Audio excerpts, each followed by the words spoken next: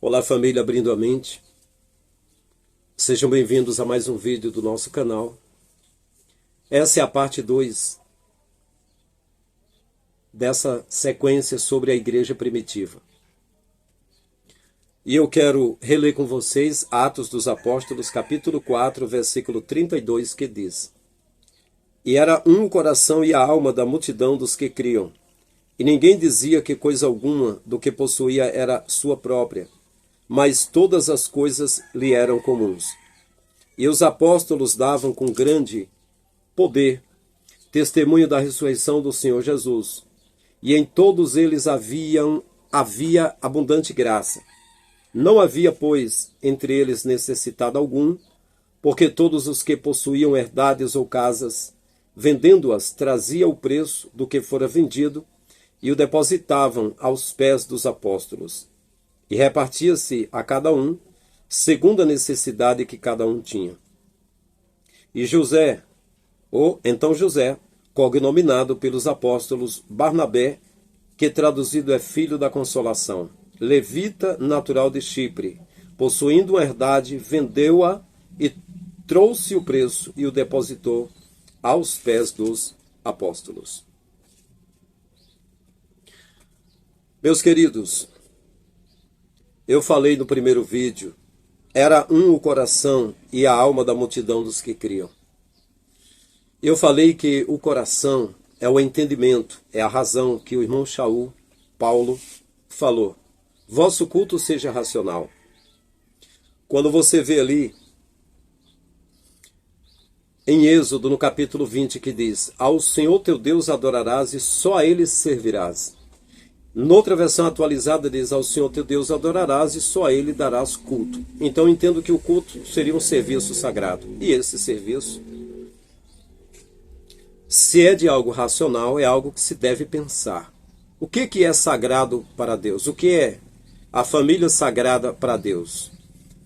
A casa dele, que Jesus falou, a casa dele, que foi falado na Torá, ou no Pentateuco, no Antigo Testamento, era onde estava o pobre, a viúva, o órfão e o estrangeiro. Essa é a casa de Deus, onde tem pessoas carentes. Então, se temos um serviço para fazer, seja de alimentar, de dar roupa, de cuidar de pessoas carentes que estão precisando.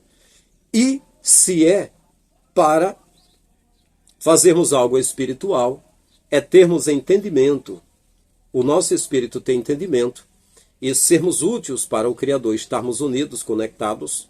E aí, quantas das vezes você não sabe notícia do irmão, mas espiritualmente você faz parte do mesmo corpo que ele faz parte, que é o corpo do Messias, e racionalmente vem no seu entendimento que tem alguma coisa acontecendo. Você visita o irmão e ele está precisando de algo. E você ajuda com toda a comunidade a suprir. Quem não tem, pede ao que tem, para ajudar o que não tem. Bom, mas vamos lá. A alma da multidão dos que criam. Eles tinham emoções, como eu mencionei no primeiro vídeo. As emoções deles eram baseadas em uma vida de fé verdadeira. Hoje, as igrejas evangélicas, hoje não, desde o seu início, trabalham com emoções produzidas por persuasão humana, por prédicas humanas, preleções, pregações humanas. É por isso que o pregador, ele arranja uma forma de ser persuasivo, ele arranja uma forma de ser eloquente, de convencer as pessoas, fazer as pessoas terem emoções para, no momento da emoção, no calor da emoção, eles tirarem bens das pessoas, tirarem dinheiro das pessoas. Eu vou dar um exemplo aqui para você não dizer que eu estou falando mentiras. Eu falei sobre um pastor mercenário desgraçado. Eu mencionei que eu estive pregando em Guarujá, São Paulo. Fui lá com um pastor. E que o líder, quando terminou a pregação que eu preguei, ele chamou o meu colega na secretaria e disse: nunca mais traga esse homem aqui. Ele convenceu a igreja. A igreja estava quebrantada, a igreja estava nas mãos dele. Ele podia ter tirado uma grande oferta e não fez. Essa oferta ia ser dividida entre eu e vocês, ia dar muito dinheiro para cada um, mas ele não fez. Então, os 3 dias de campanha que vem, não quero mais ele aqui. E para a vigília que vem, eu quero outro pregador. Então, o que acontece?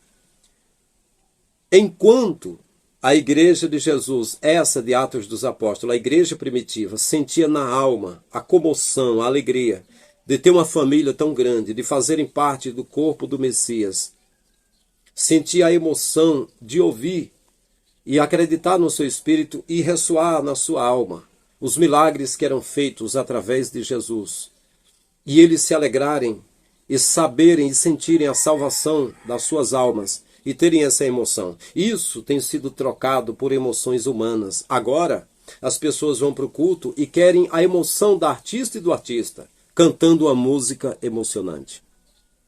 Querem ouvir o artista pregando, falando línguas esquisitas e transmitindo vantagens para eles e dizendo: você é filho de papai do céu, é filho do dono da prata e do ouro, você é rico, você é príncipe, você é princesa. E aí volta dizendo: recebi uma bênção. Essa coisa monstruosa, essa entrópia, essa desordem, isso não é a igreja do Messias. A igreja é essa aqui. A alma da multidão dos que criam. Estavam conectados, ligados. Por onde eu passei até hoje, é impressionante. Poucas pessoas se conectaram comigo e eu me conectei com elas. Tudo o que eu queria e o que eu quero. É isso aqui. É só isso. Que estejamos sentindo a mesma coisa que o outro, sentindo o mesmo amor, a mesma fé, servindo ao mesmo Deus, indo para o mesmo lugar. É isso que eu quero, mas não é isso que acontece. Porque o que rola por aí, o que tem por aí, é a Babel. É a confusão religiosa da Torre de Babel que iniciou lá e veio a Grande Babilônia. Um pedia argamassa, outro levava tijolo. Um pedia tijolo, outro levava areia. E não se entendiam para construir. Essa igreja que está aí é apenas ruínas. Usa o nome de Jesus, usa o nome de Deus e do Espírito Santo, mas é uma loucura só. Ah, irmão, mas o reteté é muito grande, as línguas estranhas são muito poderosas. Primeira coisa, eu vou te lembrar. Aqui no livro dos Atos dos Apóstolos está escrito que quando eles se reuniram no cenáculo e que sentiram o Espírito de Deus tomar todos eles, eles falaram em outras línguas. Não está dizendo que era língua alabaxéria, cantarianda, xarabacaia, não era isso aí. Era línguas dos partos, elamitas, os da Mesopotâmia, Capadócia, Ásia, Bitínia, Frígia, Panfilha. 42 nações, eles tinham dialetos e línguas diferentes, mas um grupo de pessoas que falava aramaico estavam agora, vou dar um exemplo como já dei, um tipo assim: grande é o Elohim, é o chefe do panteão dos deuses, grande é o Deus de Israel, que prometeu através do profeta Joel, derramaria do seu espírito sobre o seu povo, e os jovens profetizariam, e os velhos teriam visões e sonhariam sonhos. E nesse dia está derramando de seu espírito, estamos tendo visões. Só que isso, falando na língua dos partos elamitas, 42 nações que estavam na festa das colheitas, representado por pessoas etíopes, egípcios, pessoas que estavam lá, eles ouviam na língua deles. É um tipo assim, o cara da Itália está ouvindo o irmão falando. Quando o irmão fala, ele escuta em latim. O outro, que é egípcio, está ouvindo em egípcio. O outro, que é lá do Japão, está ouvindo em cantonês. O outro é dos Estados Unidos ou da Inglaterra, está ouvindo em inglês. O outro é de Buenos Aires, está ouvindo em castelhano. Um é do Brasil, está ouvindo em português. Um judeu que fala aramaico falando palavras em português. Esse foi o mistério. Esse foi o milagre. Sabe o que a igreja diz aí? Que era essas línguas que falam por aí. Até Paulo depois falou aos coríntios: quando vocês se reunirem, se alguém tem língua estranha, língua diferente, haja quem interprete, se não esteja calado na igreja, porque não edifica. Ficam calados nas igrejas? Não. Sem intérprete, sem nada. É todo o tempo falando língua. E não é o Espírito do Pai, é coisa da carne, coisa de emoções. Irmão, não diga isso. Para você escandalizadozinho da mamãe, para você abestadozinho, escute isso aqui que eu vou dizer. Estive na igreja do pastor Carlos Lage, Igreja de Deus, lá em Santos. preguei numa reunião de obreiros e depois ele me apresentou os obreiros e disse que me convidassem, fizessem as agendas para pregar em outras igrejas. Carlos Lages era candidato a vereador na época. Eu até tenho o santinho guardado, a fotozinha. E um dos pastores disse, olha, veio do Rio de Janeiro um pastor cheio do Espírito Santo e ele pregou aqui para os obreiros, o povo chorava, teve pessoa que foi batizada, falou língua, gente dançava no Espírito, gente caía, rolava no chão, era muito poder. Quando foi lá no final, ele abriu o paletó, tirou o paletó, estava com a manta lá e estava com os baragandão no pescoço, com as correntes e falou assim, vocês nem sabem a que espírito vocês possuem. Eu não sou pastor, eu sou pai de santo. E esse espírito que está agindo em vocês é lá da Umbanda, onde eu trabalho. Isso foi pastores da igreja do pastor Carlos Lages que falou para mim. Será que não é o espírito que trabalha lá? Será que você não dobrou o joelho, jejuando, orando com toda a boa intenção e coração aberto? E pediu, Pai, me batiza com o Espírito Santo. Aí você ouviu o irmão dizendo, alabaxereira, alabaxeira, alabaxeira, e você escutou e disse, eu vou também falar, e começou a falar, e você, com a sua emoção de ser humano, sentindo emoção, do mesmo jeito que as pessoas no show do Michael Jackson começavam a tremer, a ser contagiada, e desmaiava e saía tremendo, sendo levado pela multidão. O que acontece? Aí eu, Francisco Lima, vendo o texto que diz que o milagre não foi alabaxeira e cantarianda, não, é que eles falavam em outros dialetos. E Paulo dizendo, se alguém fala em outra língua, interprete, senão não serve. Para nada aproveita, não edifica. Fale consigo mesmo e com Deus. Se você conhece outra língua e não tem quem interprete, não fale na igreja, fale só consigo mesmo. Ah, eu vou orar em inglês, mas ore só para você. Se você orar bem alto em inglês e quem não conhecer inglês, não edifica ele. Não edifica. Aí quando eu vejo essas coisas acontecendo, aí eu digo assim, rapaz, eu estou querendo saber mais disso, porque eu amo a palavra, né? Então, aí você acha, não é para pesquisar, não é para querer saber, é só para vir para cá. Não olhe para o homem, irmão, olhe só para Jesus. É exatamente para Jesus que eu estou olhando, entendeu? Jesus disse que falaremos outras línguas, e eu acredito que falarei sim, terei aptidão.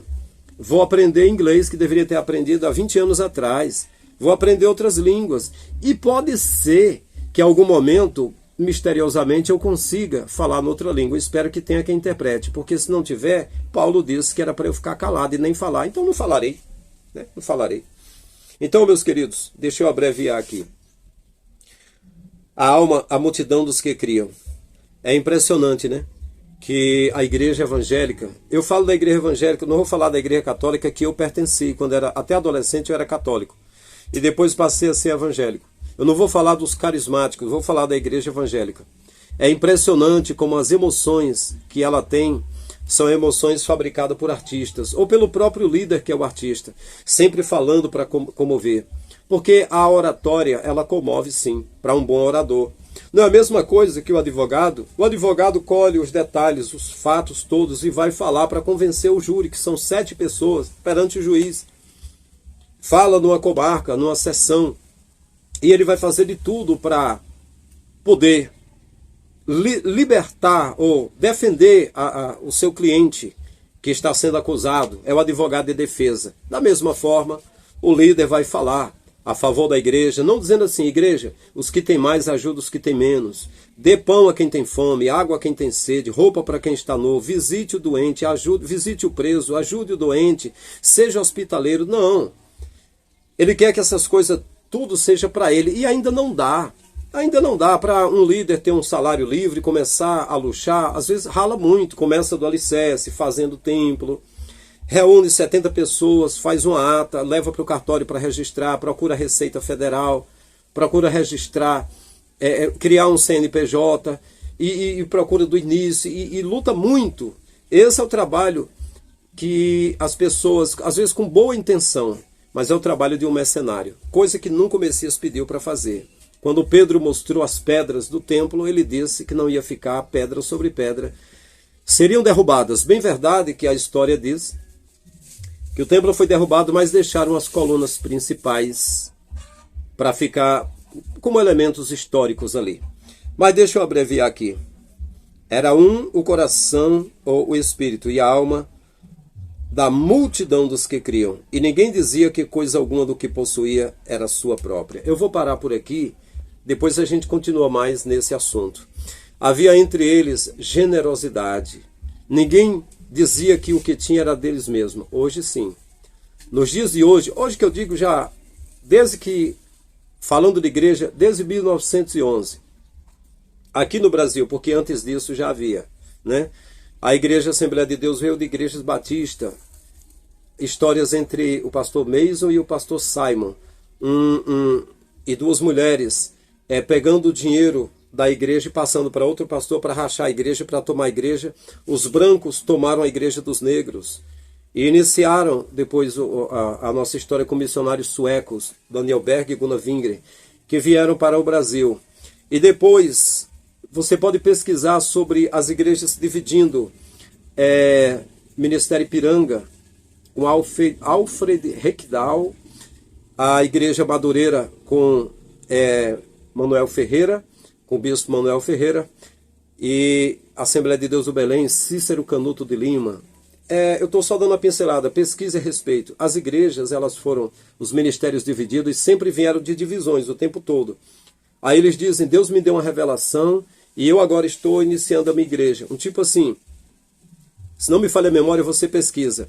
R.R. Soares tinha uma igreja. E aí o Edir Macedo, toma a igreja dele, ou racha a igreja dele, e inicia a Universal. E o R.R. Soares, então, inicia a Igreja da Graça.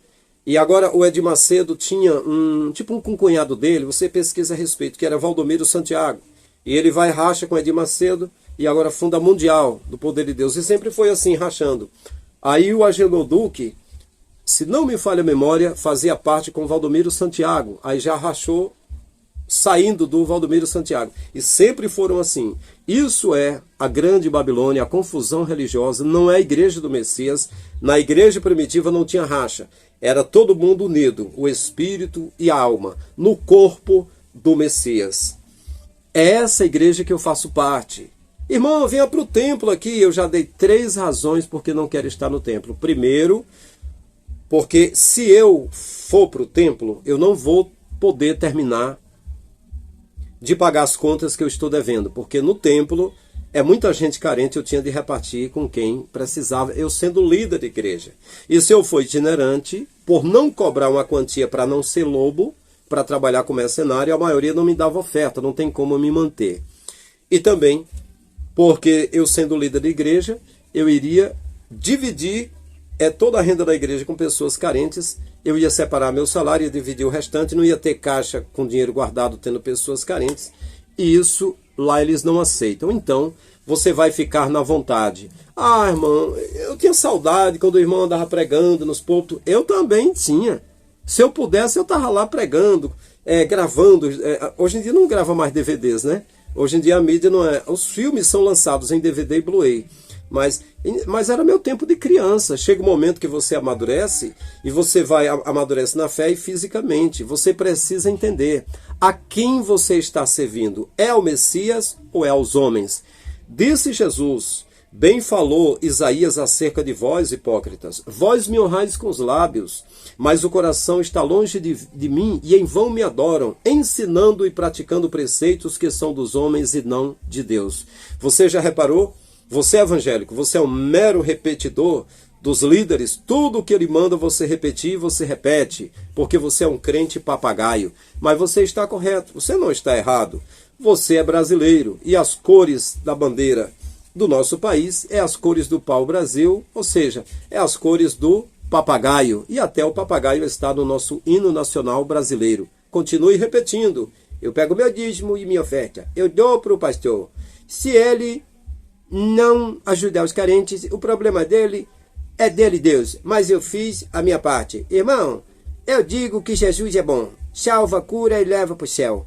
Eu não olho para os homens. Eu olho só para Jesus, irmão. Irmão, Jesus está voltando. Amém. Continua. Isso aí não é o caminho. Mas você aprendeu assim, vai ficar a vida toda dizendo isso.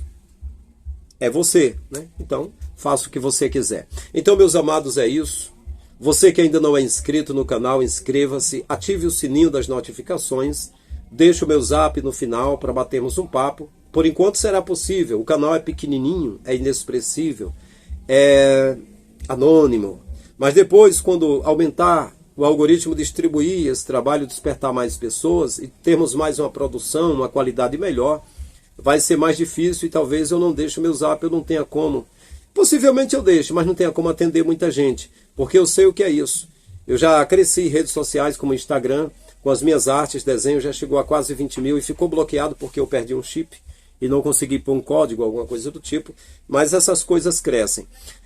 Deixo no final o meu Pix, caso você queira colaborar com essa obra, posto que mais de 10 anos sendo itinerante, poucos colaboraram e não pude continuar. Gostaria de continuar aqui, gostaria que o Pai despertasse pessoas para nos ajudar nesse trabalho. Então é isso, comente o que você acha no final desse vídeo. Comente se você tem dúvida ou se você tem certeza que você faz parte da igreja primitiva ou se você faz parte da grande babilônica prostituta religiosa. Meus queridos, é isso. Até o próximo vídeo. Um grande abraço. Estamos juntos.